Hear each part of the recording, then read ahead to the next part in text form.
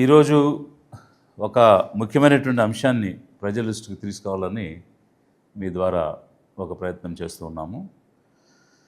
కంచే చేను వేస్తే కాపేమి చేయగలదు అనేటువంటి ఒక నానుడి మనందరికీ తెలుసు. ఈరోజు రాష్ట్రాన్ని, రాష్ట్ర ప్రజలను పరిరక్షించేటువంటి బాధ్యత ఈరోజు ఒక స్టేట్ గవర్నమెంట్కి ఉంటుంది. అందులో ఉండే అధికార వ్యవస్థకు ఉంటుంది. అయితే అధికార వ్యవస్థ ఆ దిశపై శ్రద్ధ వహించకుండా అధికార దుర్వినియోగానికి పాల్పడుతున్నటువంటి అంశాలు ఒకవైపు మనకు కనిపిస్తూ ఉన్నాయి. మరొక వైపు యువత ముఖ్యంగా వారి భవిష్యత్తు ప్రశ్నార్థకంగా మారినటువంటి సమయంలో రాష్ట్రంలో డ్రగ్స్ అనేటువంటివి, గంజాయి కానీ డ్రగ్స్ కానీ, ఒకవైపు మద్యం ఏరులై పారుతూ బెల్ట్ షాప్స్ లెక్క లేకుండా రావడమే కాకుండా లభ్యంగా ఉండడం అనేటువంటిది ఒకవైపు జరుగుతుంటే, మరొక వైపు ముఖ్యంగా యూత్ ఇబ్బంది పడేటువంటి పరిస్థితి మనం కళ్ళారా చూస్తూ ఉన్నాం. అయితే ఏ వ్యవస్థలో అయినా, అంటే ఒక వ్యవసాయంలో కలుపు మొక్కలు ఏ విధంగా ఉంటాయో అలా పోలీసు వ్యవస్థలో కూడా కలుపు మొక్కలు ఉండి ఏ విధంగా ఈ డ్రగ్ మాఫియాకి, గంజాయి ముఖ్యంగా ఇది రాష్ట్రంలో భయంకరంగా విస్తృతంగా అందుబాటులోకి రావడానికి దోహదపడుతున్నారు అనేటువంటి అంశాలు కొన్ని ఈ ఆలస్యంగా వెలుగులోకి రావడం జరిగింది. దానికి సంబంధించి అది ఎక్కడ జరిగింది, ఏ విధంగా జరిగింది అని అంటే, మన తూర్పుగోదావరి జిల్లా రాజమహేంద్రవరం ఈ ప్రాంతంలో ఒక ఇద్దరు పోలీస్ ఆఫీసర్స్ ఈ గంజాయి ఏ విధంగా తరలించాలి, దానిలో కేసులు ఏ విధంగా పెట్టాలి, అమాయకులైనటువంటి వారిని ఆ కేసుల్లో ఇరికించి మేము గంజాయి పట్టుకున్నామని ఒక లెక్క చూపించుకోవడానికి పోలీస్ యంత్రాంగం పనిచేస్తుందని ఒకవైపు అయితే, దీని ద్వారా కోట్లు సంపాదించుకోవడానికి ఏ రకంగా స్కెచ్ వేస్తున్నారు అనేటువంటిది ఆలస్యంగా ఒకటి వెలుగులోకి వచ్చింది. ఈ సంఘటన, ఇక్కడ జరిగినటువంటి సంభాషణ చూస్తే ఒక సినిమా స్క్రిప్ట్ ఏ విధంగా ఉంటుందో అట్లా ఈ మధ్యకాలంలో దృశ్యం అనేటువంటి ఒక సినిమా వచ్చింది. దానిలో ఎలిబి ఎలా క్రియేట్ చేయాలి, ఏ విధంగా దీని నుంచి తప్పించుకోవాలని చాలామంది చూసుంటారు. సో అట్లాంటి అన్ని భాషల్లోనూ వచ్చింది, మలయాళంలో వచ్చిన తర్వాత అన్ని భాషల్లోనూ వచ్చింది. ఇలాంటి విధంగా దానికి మించి జరిగినటువంటి సంఘటన బొమ్మూరు సర్కిల్ ఇన్స్పెక్టర్ లక్ష్మణరెడ్డికి, రాజానగరం సర్కిల్ ఇన్స్పెక్టర్ సుభాష్కి మధ్య జరిగినటువంటి ఒక సంభాషణ చూస్తే, గంజాయి కేసులు ఇలా కూడా నమోదు చేస్తారా, ఇలా నిరపరాధులైనటువంటి, నిర్దోషులైనటువంటి వారిని కేవలం వాళ్ళ పేదరికాన్ని అడ్డం పెట్టుకుని, వాళ్ళు అక్కడక్కడ ఏమైనా చిన్న తప్పులు చేసి దొరుకుంటే వాళ్ళని తీసుకొని వచ్చి ఇలా కేసుల్లో ఇరికించి వాళ్ళు లెక్కలు చూపించుకోవటమే కాకుండా కోట్ల రూపాయలు ఎలా ఆర్జిస్తున్నారనేటువంటి విషయం ఒకటే వెలుగులోకి వచ్చింది. అయితే ఈ వారిరువురి మధ్య జరిగినటువంటి సంభాషణ వింటే ఎలా ఒక స్కెచ్ వేస్తారు, ఎలా నిరపరాధుల్ని, నిర్దోషుల్ని ఇందులో ఇరికిస్తారు అనేటువంటిది అందరం కూడా గమనించవచ్చు. ఇది వారిద్దరి మధ్య జరిగినట్టు సంభాషణ. అది రెడీ చేసుకోండి. ఎన్ని గంటలకు ఇస్తారు నాకు? మీరు తీసుకెళ్ళిపోవచ్చు. Okay, right. ఓకే, ఇప్పుడు తీసుకెళ్ళిపోతే సాయంత్రం కల్లా తీసుకోవచ్చు. ఓకే. మాకు ఇంకా డైరెక్ట్ ఉన్నాయా లేదా మామూలుగా ఎలా పడతారు పెట్టేసుకోండి? అంటే రెండు బళ్ళు మీద కారున్నారండి.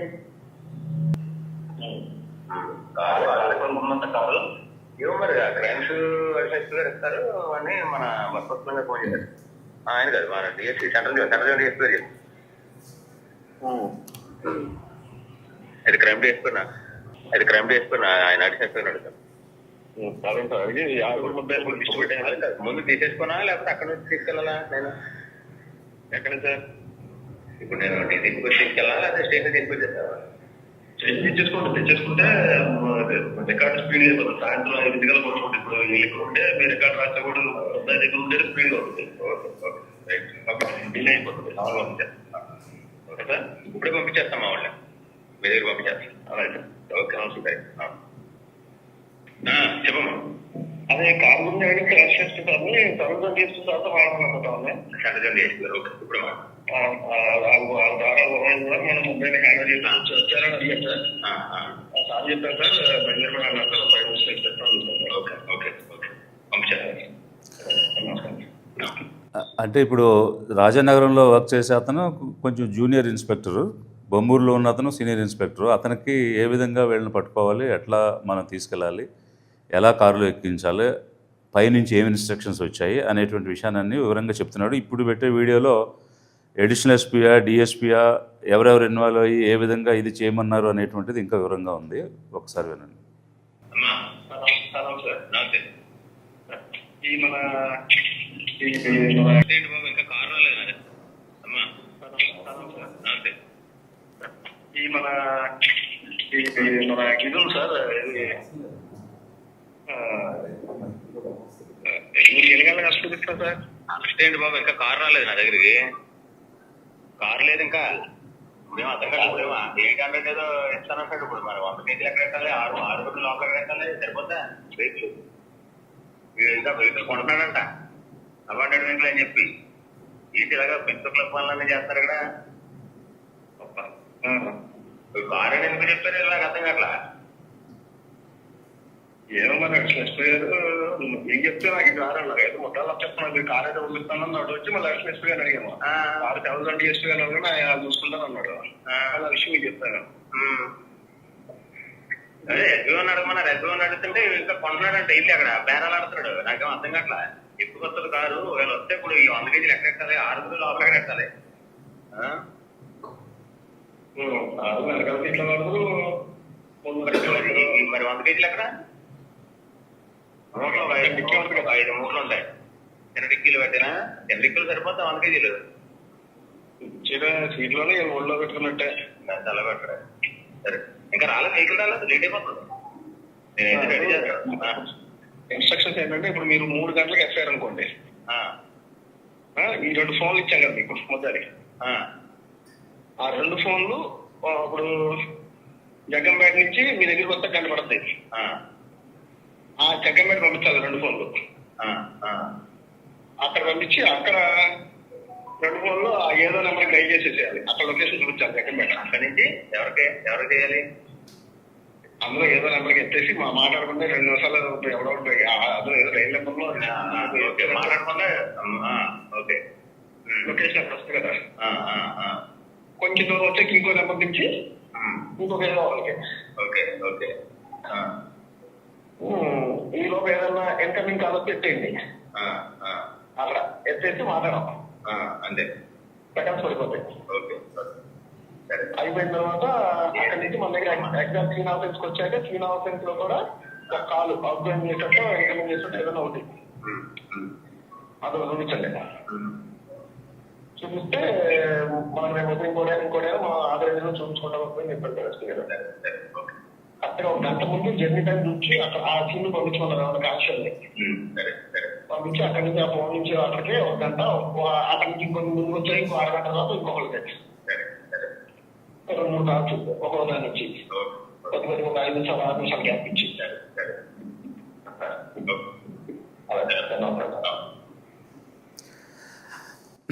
సో ఇది అంటే ఇద్దరు ఇన్స్పెక్టర్స్ రాజానగరం బొమ్మూరు మధ్య జరిగిన కాన్వర్సేషను. ఒక కానిస్టేబుల్ని అంటే మొత్తం 6 ఫోన్ నెంబర్స్ తీసుకున్నారు వీళ్ళు. ఫస్ట్ ఆఫ్ ఆల్ అసలు ఈ ఫోన్ నెంబర్స్ ఎవరి పేరు మీద తీసుకున్నారు, తీసుకుని ఈ పోలీసులు వీటిని ఎలా హ్యాండిల్ చేశారు అనేటువంటిది ఆ 6 పిల్లల యూత్ యొక్క పేర్లు ఉన్నాయి నా దగ్గర. తాడేపల్లి ప్రేమ్ కుమార్, వీళ్ళంతా కూడా కూలి పని చేసుకునేటువంటి వాళ్ళు. అందులో తాడేపల్లి ప్రేమ్ కుమార్, తర్వాత దాసరి సురేష్ కుమార్, వీళ్ళిద్దరూ షెడ్యూల్ కాస్ట్ మాల కమ్యూనిటీకి చెందినవాళ్ళు. లంకా పవన్ షెడ్యూల్ కాస్ట్ మాది కమ్యూనిటీకి చెందినవాళ్ళు. తర్వాత పట్నాల చిన్న సత్యనారాయణ, ఇతను కూడా కూలి పని చేసుకుని సెట్టి బలిజా బీసీ కమ్యూనిటీకి చెందినవాళ్ళు. దారపు దుర్గా, తర్వాత కమ్మకట్ల అశోక్ కుమార్ అని వీళ్ళిద్దరు కూడా పేదవాళ్ళు, లేబర్గా పనిచేసుకున్నటువంటి ఓసీలు. ఇలా 6 మందికి ఫోన్ నెంబర్లు ఇచ్చి ఈ ఫోన్ నెంబర్లు ముందుగానే ఒక కానిస్టేబుల్కి ఇచ్చి మీరు జగ్గంపేటకు వెళ్ళండి, వెళ్ళి అక్కడి నుంచి కాల్ చేయండి, సో దట్ ఆ టవర్లో ఈ ఫోన్ పనిచేసినట్టు రికార్డ్ అవుద్ది.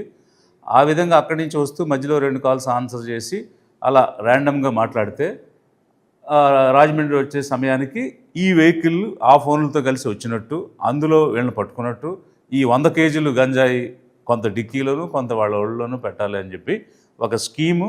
2 అఫీషియల్ నెంబర్స్ మధ్య, అంటే ఇవి నెంబర్స్ సిఐ బొమ్మూరుకిని సిఐ రాజానగర్, ఇది సిఐ బొమ్మూరు కాల్ లిస్ట్, ఇది సిఐ రాజానగర్ కాల్ లిస్టు, వాళ్ళిద్దరి మధ్య ఈ డేట్న జరిగినటువంటి సంభాషణ.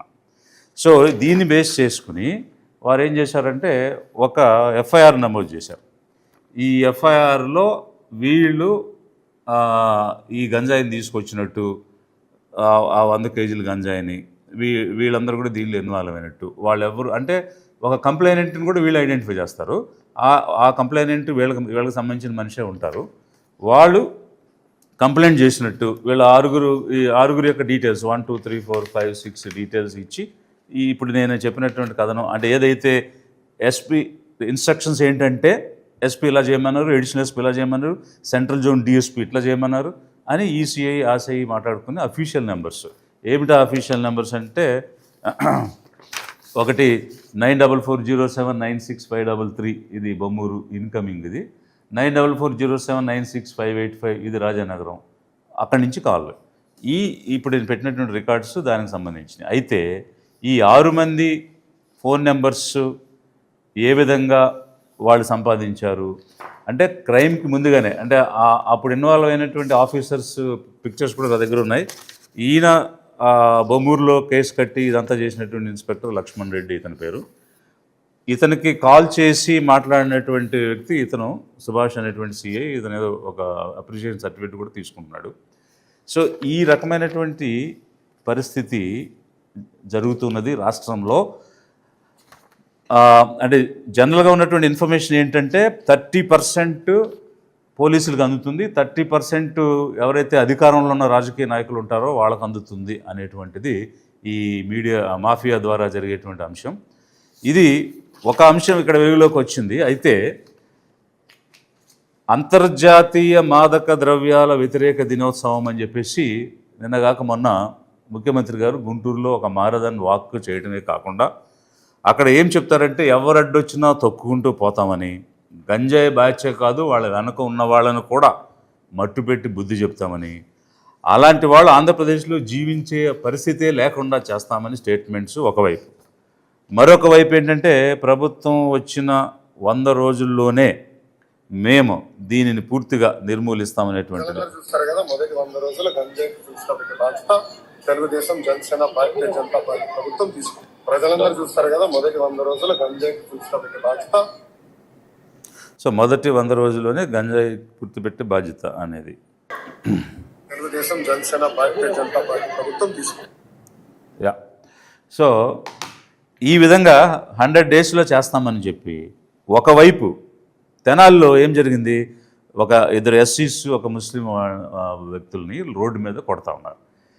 ఇదంతా ఎలాగంటే పోలీసు ఈరోజు పెడలర్స్గా, ఒకవైపు కన్జ్యూమర్స్ డ్రగ్స్లో ఉంటే పెడలర్స్ దీన్ని ప్రాపగేట్ చేసేవాళ్ళు ఉంటే పెడలర్స్ రోల్ తీసుకుని దీనిని చెక్ పోస్టుల దగ్గర నుంచి వెళ్ళేటువంటి వెహికల్స్ నెంబర్స్ ముందుగానే ఇచ్చి అవి పట్టుకోకుండా ఆపకుండా పంపించేటువంటి ఒక స్కీమ్ ఆఫ్ థింగ్స్ అనేటువంటిది డిజైన్ చేసి ఈ కలుపు మొక్కలుగా ఉన్నటువంటి పోలీసు వ్యవస్థలో కలుపు మొక్కలుగా ఉన్నటువంటి వాళ్ళు చేస్తుండడం, అమాయకులైనటువంటి వాళ్ళు ఎక్కడైనా చిన్న చిన్న కేసులో పట్టుబడినటువంటి వాళ్ళని, ముఖ్యంగా వెనుకబడిన వర్గాలు ఎస్సీ బీసీ మైనారిటీస్ లాంటి వాళ్ళని ఎస్టీలను తీసుకెళ్ళి ఈ కేసుకు ఒప్పుకో అని భయంకరంగా కొట్టడం. ఆ రోజు తెనాలిలో కొట్టడంలో కూడా ఏమిటి దాని వెనుకున్న కారణం ఏంటంటే కన్ఫెస్ చేయడం లేదు వీళ్ళు, మేము డ్రగ్స్లో ఇన్వాల్వ్ అయ్యాము గంజాయి తీసుకెళ్ళాము అని చెప్తే ఒప్పుకోవడం లేదని బహిరంగంగా కొట్టడం జరిగింది అనేటువంటిది వారు ఇస్తున్నటువంటి వర్షన్.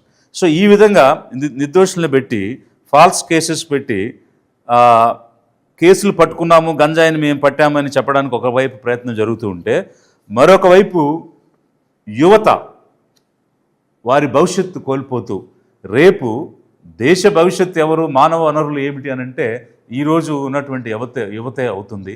అలాంటి వ్యవస్థ నిర్వీర్యం అయిపోయేటువంటి పరిస్థితి వస్తుంటే బలిపశువులు చేస్తూ ఉన్నారు ఒకవైపు పేదల్ని, మరొక వైపు ఏమాత్రం శ్రద్ధ లేకుండా ఈ ఈ యూత్ లైవ్స్ని నిర్వీర్యం చేయడం అనేటువంటిది జరుగుతుంది.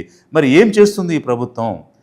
100 రోజుల్లోనే మట్టు పెడతామని చెప్పిన ప్రభుత్వం ఏం చేస్తుంది అనేది ఒకవైపు అయితే, ఇప్పుడు గత ప్రభుత్వం వైఫల్యం చెందింది, వారు సరిగా నియంత్రణ చేయలేకపోయారు అనేటువంటి దృక్పథంతోనే ఇది మెరుగైన పాలన ఇస్తుంది, మెరుగైనటువంటి సమాజాన్ని నిర్మిస్తుంది, యువత భవిష్యత్తు కాపాడుతుందని కదా ఓట్లేసి ఈ ప్రభుత్వాన్ని గెలిపించారు. మరి గెలిచి వచ్చిన తర్వాత ఇంకా కొత్త కొత్త రవాణా మార్గాల ద్వారా ఇంకా భయంకరంగా అడ్డుకట్ట అనేది లేకుండా యథేచ్ఛగా సాగిపోతున్న పరిస్థితి కనిపిస్తూ ఉంటే ఏ విధంగా జరుగుతుంది? ప్రజల అభిప్రాయాలు ఏ విధంగా ఉన్నాయంటే, అసలు వీళ్ళు పట్టుకున్నటువంటి 6,000 టన్నులు ఏదైతే ఉందో అది కేవలం టిప్ ఆఫ్ ది ఐస్బర్గ్. ఇంతకంటే భయంకరమైనటువంటి రవాణా జరుగుతుందనేది ఒకవైపు అయితే, నిజమైనటువంటి మాఫియా నాయకులందరూ కూడా పెద్ద పెద్ద నగరాల్లోనే జీవిస్తున్నారు అనేది, ఆ కొక్కైన్ అనేది ఇంతవరకు మెట్రోపాలిటన్ సిటీస్ మనకు హైదరాబాద్లో పట్టుకోవడమే విన్నాము, కానీ మొట్టమొదటిసారి ఆంధ్రప్రదేశ్ రాష్ట్ర చరిత్రలో మంగళగిరిలో కొక్కైన్ పట్టుకోవడం అనేటువంటిది మొదటిసారిగా మనం చూసాం. అంటే ఎటువైపు వెళుతున్నాం? ఇది ఒకవైపు అయితే, అరికట్టే మార్గాలు ఏమైనా చేస్తున్నారా, పరిష్కార మార్గాలు ఏమైనా చూస్తున్నారా అని అంటే అది ఎక్కడ కూడా కనిపించడం లేదు. ఈ మధ్య అంటే BBC తెలుగు ఛానల్ ఒక కథనాన్ని కూడా ప్రకటన చేసింది. ఏమిటంటే, గంజాయి సాగు ఏ విధంగా విశాఖపట్నం, పాత విశాఖపట్నం జిల్లా అంటే ఇప్పుడు అల్లూరు సీతారామరాజు జిల్లా AOB ఆంధ్ర ఒరిస్సా బార్డర్లోను ఛత్తీస్గఢ్ బార్డర్లోను వస్తుంది, సాగు చేస్తున్నారు అనేటువంటి అంశాలు చాలా స్పష్టంగా చూపిస్తున్నారు. ఎకరాలు సాగు జరుగుతుంది.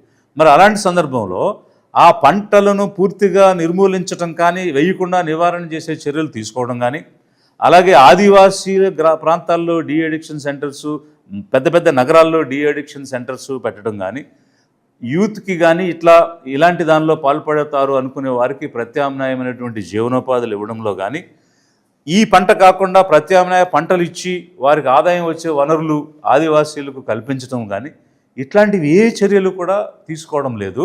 ఆ పంట సాగు జరగకుండా ఆపడం లేదు. విశాఖ సెంట్రల్ జైల్లో హాస్టల్స్, టెర్రస్లో గంజాయి మొక్కలు పెంచుతున్నారనేటువంటి అంశాలు కూడా కనిపెడుతున్నటువంటి పరిస్థితి ఒకవైపు.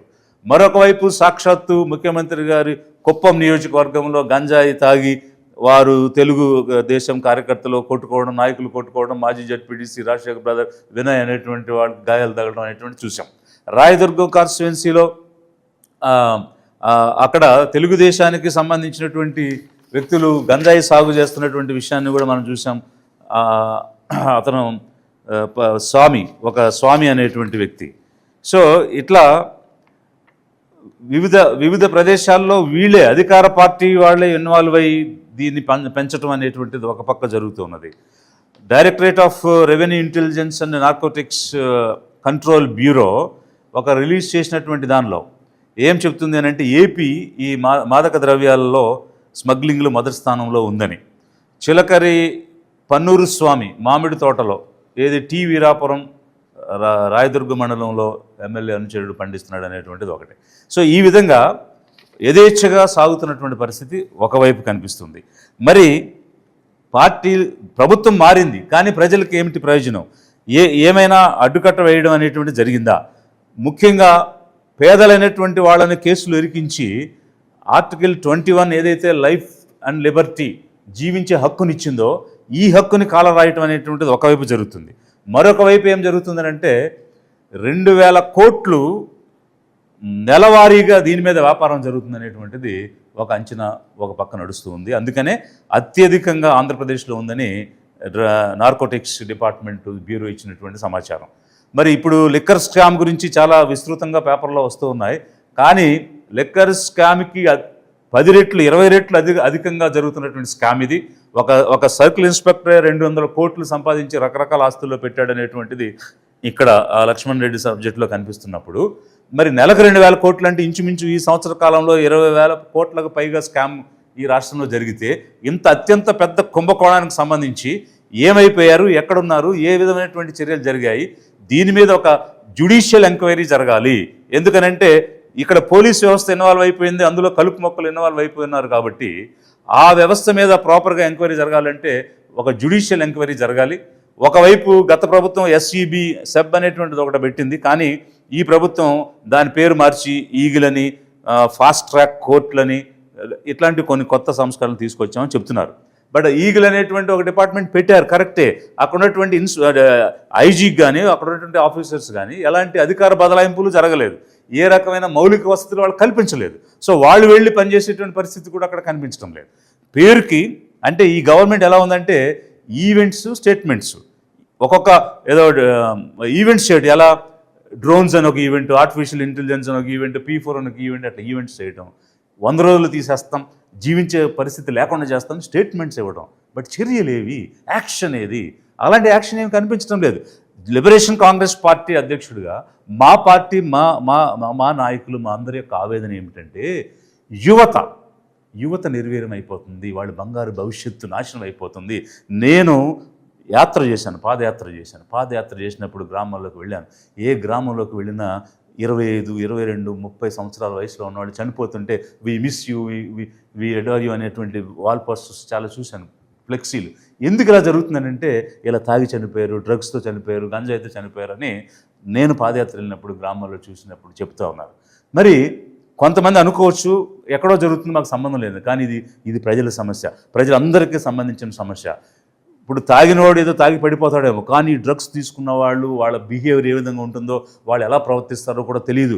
ఎటు నుంచైనా వచ్చి దాడి చేయొచ్చు, దొంగతనం చేయొచ్చు, చంపేయచ్చు, రకరకాలైనటువంటి విచక్షణ రాహిత్యమైనటువంటి బిహేవియర్లోకి వెళ్ళిపోతారు వీళ్ళు. అలా వెళ్ళనీయకుండా మన యూత్ని కాపాడుకోవాల్సిన అవసరం మనకుంది. అంతేకాకుండా మన రాష్ట్ర ప్రజలు కూడా ఆలోచించాలి. ఆ ప్రభుత్వం ఫెయిల్ అయిందని ఈ తెలుగుదేశం కూటమికి ఓట్లు వేశారు, ఏమిటి ప్రయోజనం? పెత్తందారులు ఎవరైనా పెత్తందారులే. ఈరోజు 30% అప్పుడున్న రాజకీయ నాయకులు తీసుకుంటే, ఇప్పుడున్న రాజకీయ నాయకులు, మంత్రులుగా ఉన్నటువంటి వాళ్ళు ఇప్పుడు 30% తీసుకుని 1000 కోట్లు సంపాదించుకోవడం జరుగుతుంది. కాబట్టి పెత్తందారులు ఎప్పుడు పెత్తందారుల వైపునే ఉంటారు, ఈ మాఫియా వైపునే ఉంటారు. కోట్ల డబ్బులు ఎవరిస్తారని వాళ్ళ వైపునే కొమ్ముగాసి వాళ్ళకే సపోర్ట్ చేస్తారు. అందుకే జనం ఆలోచించాలి. పేద వర్గాలు అధికారంలో అడుగు పెడితే తప్ప ఇలాంటి భయంకరమైనటువంటి సమస్యలకు పరిష్కారం దొరకదు. మనం అధికారంలోకి రావడమే వీటన్నిటికీ కూడా పరిష్కారం. మన ఓటు మనం వేసుకోవడమే వీటన్నిటికీ కూడా పరిష్కారం. పెత్తందారుల పార్టీలకు మన ఓట్లు వేసినంత కాలం మనం జీవించే హక్కు కోల్పోయే పరిస్థితిలోకి వస్తున్నాం తప్ప ఇలాంటి కుంభకోణాలు వెలికితీసి వారు 100 రోజుల్లో చేస్తానన్న వాళ్ళు ఎందుకు చేయడం లేదంటే నిశ్శబ్దంగా ఉన్నారంటే అర్థం ఈ 1000 కోట్లలో మీకు ముడుపులు ముడుతున్నాయని అర్థం. కాదంటే మీరు చేసి చూపించండి. ఈ జనం కోసం, ఈ యూత్ కోసం, యువత భవిష్యత్తు కోసం మీరు ఎందుకు స్పందించరు? పెత్తందారులకు ఎందుకు కొమ్ము కాస్తున్నారు మీరు? ఎవరైతే మద్యం మాఫియా ఉందో, ఈ డ్రగ్స్ మాఫియా ఉందో, వాళ్ళని పట్టుకుని ఎందుకు చూపించలేకపోతున్నారు? ఆ మాఫియాను ఎందుకు మట్టుపెట్టలేకపోతున్నారు? కొకైన్ ఇక్కడ ఎందుకు జరుగుతుంది అంటే యువత భవిష్యత్తు అంటే మీకు శ్రద్ధ లేదు. ఎందుకు శ్రద్ధ లేదంటే మీకు కావాల్సింది డబ్బు, ఓట్లే. అందుకే నేను అంటున్నాను, ఈ రాష్ట్రంలో స్టేట్స్మెన్స్ ఎవరు లేరు, పొలిటీషియన్సే ఉన్నారు. అంటే రాజకీయ నాయకులే ఉన్నారు తప్ప రాజనీతిజ్ఞులు ఎవరు లేరు. ఒక రాజనీతిజ్ఞుడిగా పనిచేయాలని వచ్చిన లిబరేషన్ కాంగ్రెస్ పార్టీ నాయకునిగా, అధ్యక్షుడిగా నేను చెప్తున్నాను ఏంటంటే మాకు అందరి భవిష్యత్తు కావాలి, యువత భవిష్యత్తు కావాలి, రాష్ట్ర ప్రయోజనం కావాలి, రాష్ట్ర అభివృద్ధి కావాలి. ఎవరో నష్టపోతారు, ఎవరో మాఫియా ఒక పెత్తందారుని పెట్టినంత మాత్రాన జనం నష్టం మాకు ముఖ్యం, కానీ ఒక పెత్తందారుడు నష్టపోయేటువంటిది మాకు ముఖ్యం కాదు. అలాంటి స్టేట్స్మెన్షిప్ ఉన్నటువంటి రాజనీతిని పాటించే నాయకులు ఈరోజు మన రాష్ట్రంలో లేరు. కాబట్టే ఈ మాఫియాన్ని మట్టుబెట్టలేకపోతున్నారు, యువత భవిష్యత్తుని గాలికి వదిలేశారు. జనం అర్థం చేసుకోండి, ఇది ప్రజల సమస్య, మన అందరం కలిసి దీనిని అరికట్టాలి. అందుకోసం మనం సమాయత్తం కావాలి, సమిష్టిగా ముందుకు నడవాలి.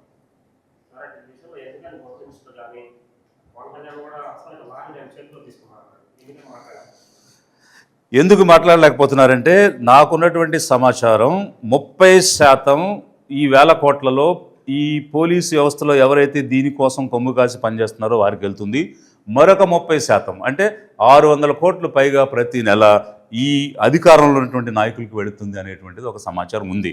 ఈ ఇంటెలిజెన్స్ బ్యూరో ఏదైతే మనకి ఇన్ఫర్మేషన్ ఇచ్చిందో, ఇది directorate of revenue intelligence and narcotics control bureau, AP highest పొజిషన్లో ఉంది ఈరోజు ఇండియాలో అని చెప్తుంటే అది ఎంత సిగ్గు, ఎంత అవమానం. అది కనీసం అధికారంలో ఉన్నవాళ్ళు ఫీల్ అవ్వాలి కదా, గుచ్చుకోవాలి కదా వాళ్ళకి.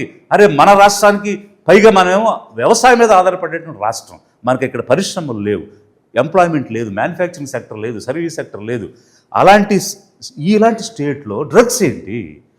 ఇది వాళ్ళకి చేమకుట్టినట్టు కూడా లేదంటే దానికి కారణం కుమ్మక్క అయిపోయింది. అంటే there is a nexus between police, politician and mafia. ఈ నెక్సస్ ఎక్కడైనా ఉంది అని అంటే ఆ రాష్ట్రం అభివృద్ధి చెందదు, యూత్ పాడైపోతారు. సార్ ఇప్పుడు ఎలక్షన్స్ అప్పుడు డబ్బులు ట్రాన్స్ఫర్ చేస్తుంటే డబ్బుల్ని ఎట్లయినా పట్టుకుంటారు, అంటే అది వాసన రాదు, కనబడదు. గంజాయి అన్నది అంత దూరం స్మెల్ వస్తున్నప్పుడు, అంతంత పెద్ద మొత్తంలో ట్రాన్స్పోర్ట్ అవుతున్నప్పుడు దానికి కట్టడి ఎందుకు జరగట్లేదు? కట్టడి చేయాలి అని అనుకుంటే రాష్ట్రం ఖచ్చితంగా చేయగలిగేటువంటి వ్యవస్థ చేతిలో ఉంది. అంత బలమైనటువంటి ఒక పోలీసు వ్యవస్థ ఉంది. గ్రామస్థాయి ఈరోజు రాష్ట్రంలో సచివాలయాలు ఉన్నాయి. అక్కడ ఒక పోలీస్ డిపార్ట్మెంట్కి సంబంధించినటువంటి ఒక గ్రామ పోలీసు కూడా ఉన్నారు. అంతేకాకుండా 10 మంది సచివాలయ ఎంప్లాయీస్ ఉన్నారు. నిమిషంలో పట్టుకోవచ్చు. చిత్తశుద్ధి లేదు. ఎందుకనంటే మీకు డబ్బు వస్తుంది. మీకు కావాల్సింది డబ్బు, పెత్తందారులకు కావాల్సిన పెత్తనమే, ఆధిపత్యమే. ప్రజలు ఏమైపోయినా పర్వాలేదు, యువత ఏమైపోయినా పర్వాలేదు, వాళ్ళ భవిష్యత్తు ఏమైనా పర్వాలేదు. మీరు కేవలం రాజకీయ నాయకులు, మీకు ఓట్లే కావాలి, రాష్ట్ర భవిష్యత్తు కాదు. అంతకు మించిన నిదర్శనం ఏంటి ఇక్కడ? సచివాలయ ఉద్యోగస్తులు ప్రభుత్వం వాళ్ళ ఉద్యోగస్తులుగానే చూడలేదు. ఈ నేపథ్యం వాళ్ళ చిత్తశుద్ధి ఉంది, వాళ్ళ మీద ఎలా చెప్పారు? నేను కూడా విన్నాను, నా దృష్టికి కూడా వచ్చింది. సచివాలయ వ్యవస్థపై చిన్న చూపు, వివక్ష చూస్తున్నారనేటువంటిది కూడా నా దృష్టికి వచ్చింది. ఆ విషయం గురించి కూడా నేను మాట్లాడనేటువంటి ఇన్ఫర్మేషన్ నేను సేకరణ చేస్తున్నాను. సందర్భం వచ్చింది కూడా చెప్తున్నాను. ఇది ఒక అంటే గవర్నెన్స్, పాలన అన్నది ప్రజల ముంగిటకు తీసుకెళ్ళాలి, ప్రజల గుమ్మాన దగ్గరికి తీసుకెళ్ళాలి అనేటువంటి ఉద్దేశంతో తీసుకొచ్చిన వ్యవస్థ. ఏ ప్రభుత్వం అయినా ఒక్కొక్కరు అధికారం ఉన్నప్పుడు ఒక్కొక్క రకమైన కార్యక్రమం చేసుకుంటారు. మీకు ఆ పార్టీ మీద వ్యతిరేకత ఉంది, ద్వేషం ఉంటే అది మీరు చూసుకోండి రాజకీయంగా. కానీ రాష్ట్ర ప్రజలు ఏం తప్పు చేశారు? వాళ్ళకేం సంబంధం? ముందు వచ్చిన పార్టీ పాలన సందర్భంగా ఒక కార్యక్రమం పెడితే తర్వాత వచ్చిన పార్టీ దాన్ని కొనసాగించాలి. గవర్నమెంట్ అనేది ఇన్ కంటిన్యూయన్స్. పార్టీలు మారచ్చు, ఒక్కొక్క పార్టీ ఒక్కొక్క ప్రభుత్వం ఏర్పాటు చేస్తుంది, పోతుంది కాలగమనంలో. బట్ ప్రభుత్వం ఉంటుంది కదా, ఆంధ్రప్రదేశ్ రాష్ట్రం అనేది ఉంటుంది, రాష్ట్ర గవర్నమెంట్ అనేది ఉంటుంది, ప్రజలు అనేవాళ్ళు ఉంటారు. ఇలాంటి సందర్భంలో మీకున్న వ్యక్తిగత కక్షలు, రాజకీయ కక్షలు ప్రజల మీద, చిన్న ఉద్యోగుల మీద, ఎంప్లాయీస్ మీద చూపించడం అనేది తప్పు. మీరు మారండి. సచివాలయాలని పటిష్టంగా నడిపించి పాలన ప్రజల దగ్గరకు తీసుకుని వెళ్ళేటువంటి క్రమంలో ఒక చిత్తశుద్ధిని చూపించాలని లిబరేషన్ కాంగ్రెస్ పార్టీ ఈ కూటమి ప్రభుత్వాన్ని డిమాండ్ చేస్తున్నది. పార్టీ తరఫున ఏమైనా పోరాటం చేస్తారా? మేమైతే యువత కోసం, ఈరోజు యువత పడుతున్నటువంటి నిరుద్యోగ సమస్య కోసం, వారి భవిష్యత్తు నిర్వీర్యం అవుతున్నటువంటి పరిస్థితుల కోసం ముమ్మరంగా అడుగులు ముందుకు వెళ్ళాలనేటువంటి ఆలోచన ఉన్నాం. భయంకరమైనటువంటి పోరాటం తీసుకురావాలనేటువంటి ఆలోచన ఉన్నాం. తప్పకుండా ప్రభుత్వం మెడలు వంచి వారికి ఇస్తానన్నటువంటి అంశాలు, హామీలు నెరవేర్చాలనే విధంగా యువతతో కలిసి పోరాటానికి లిబరేషన్ కాంగ్రెస్ పార్టీ సంసిద్ధంగా ఉన్నది.